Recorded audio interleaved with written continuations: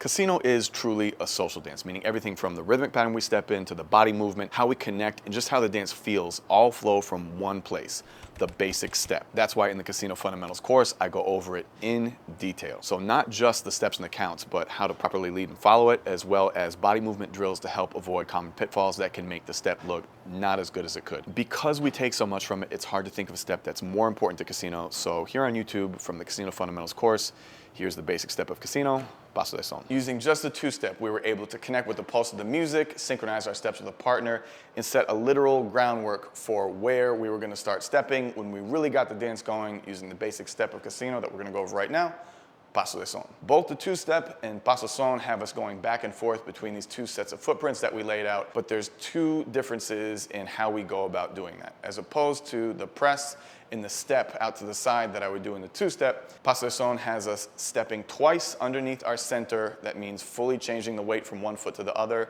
followed by a third step out to the side. When I get over here, I'm going to do the same thing, step underneath myself, step again, and then step out to the side, which brings us to the second difference between the two. The two-step had a nice even cadence where each movement lasted 2 beats. Slow, slow, slow. Paso de Son is going to establish a new rhythmic pattern that we are going to use for the entire rest of the dance, where the first 2 steps underneath myself are quick, quick. That means they take up 1 beat each. And then the step out to the side is slow, so the weight transfer takes 2 beats. When I get over here, it's the same thing repeating, quick, quick, slow. Quick, quick, slow. Quick, quick, slow. A good way to think about it is if our feet were playing percussion or if we're wearing tap shoes, if you were to watch a dance starting off at the two-step, you'd hear. And then with Paso de Son, and that rhythmic pattern would continue for the entire rest of the dance.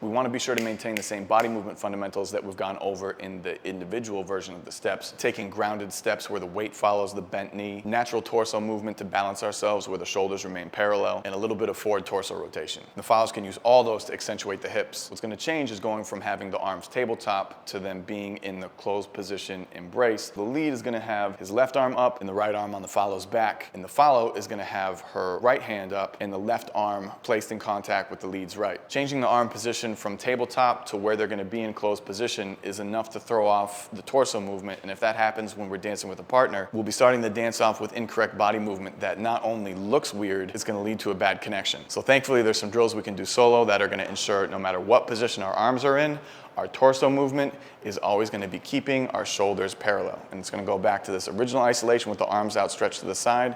We're going to move our torso from one side to the other, to the other, to the other, without breaking parallel and without having our hips be the thing that's moving side to side, just the torso. You can sit down if you need to take your hips out of the equation, but I want to reach from one side to the other, just using the torso. And as opposed to bringing the arms down into tabletop, like I would to get arm movement for solo dancing, I'm going to have the arms parallel and slowly just give a busu ball a hug like this. And this is going to simulate the closed position arms for both the lead and the follow, where the lead would have his right hand on the follow's back, the follow would have her left arm resting on the lead's right arm, but still supporting her own weight. And we're just gonna go back and forth with this torso with the arms in this position. And if we wanna check to make sure we're doing good and we're maintaining parallel, we'll bring the arms back out to the side. And then we bring them back in with that same torso movement, and it's going to get my shoulders in the habit of staying parallel. The next thing that we can do is have the arms parallel and bring them up into a W like this. So this obviously is the other side of closed position, where the lead is going to have the left hand up and the follow is going to have the right hand up. But we're going to maintain this torso movement side to side. And what I can do is start articulating the arms on the same side that my torso is going to. I'm just going to reach a little bit.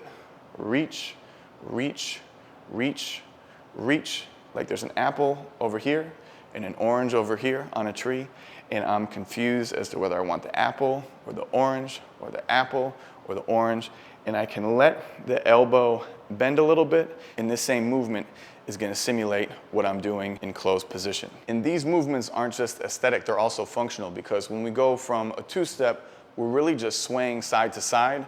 So in order for the lead to signal to the follow that things are changing, and instead of just rocking back and forth, we're going to be changing the weight, and we're going to be doing it in a particular rhythm. The way he's going to communicate that is through his own body movement, directing the follow's weight distribution through her torso. So with this right arm that I have on her back and all this contact I have with her left arm, as I move my own torso, I'm helping to move her torso as well. And that's going to affect where she's putting her weight and when she's stepping. And I'm going to get in a habit of preparing on 7 when I'm transitioning from the two-step to Paso de Son. Tap, step, tap, Paso Son.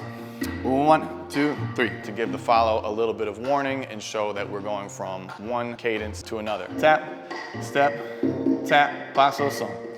1, 2, 3. So with that, let's take a look at the steps and the upper body movement for Paso de Son for both leads and follows.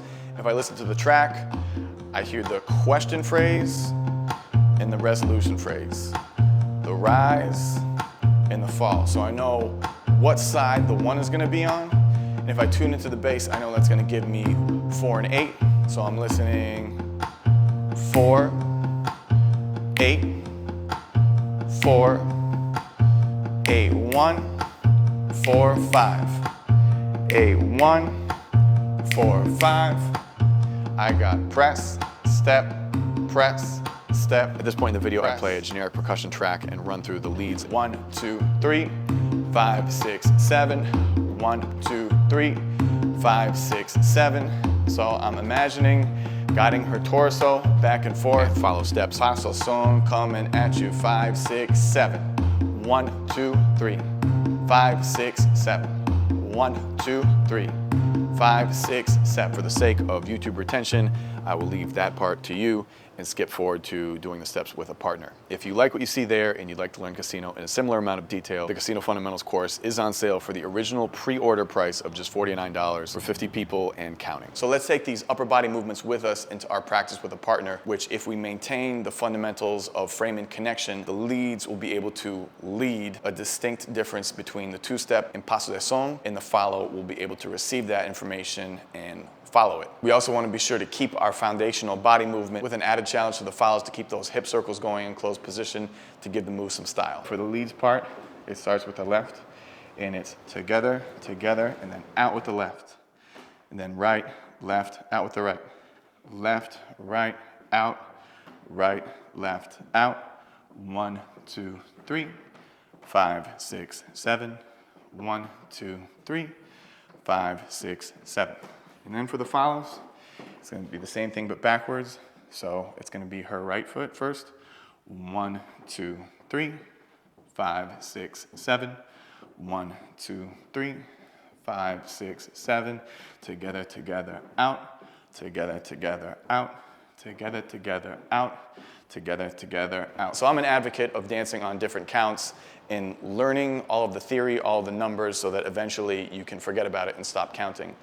But it's very common to dance atiempo, where the lead is beginning with his left foot on 1 and the follow is stepping with her right foot. And what that's going to do is give us a shorthand that we can utilize throughout this course. Because we're stepping in a consistent rhythmic pattern and alternating steps, if the lead starts with his left foot on 1, the 2 will be with his right foot, the 3 with his left foot, 5 will be the right foot, 6 will be the left foot, and the right foot again on 7. Where the follows start with their right foot on 1, 2 will be the left foot, 3 will be the right foot, then 5 with the left foot, 6 with the right foot, 7 with the left foot. So for the rest of the course, if you're wondering what foot goes with what count, the answer is always going to be the same. If you're a lead and you don't know what your 5 is, it's always going to be your right. If you're a follow and you don't know what your 7 is, it's always going to be the left. From the two-step to Paso Son, we hit the two-step at 1, 3, 5, 7, 1, 3, 5, Paso Son, 1, 2, 3, 5, 6, 7, 1, 2, 3,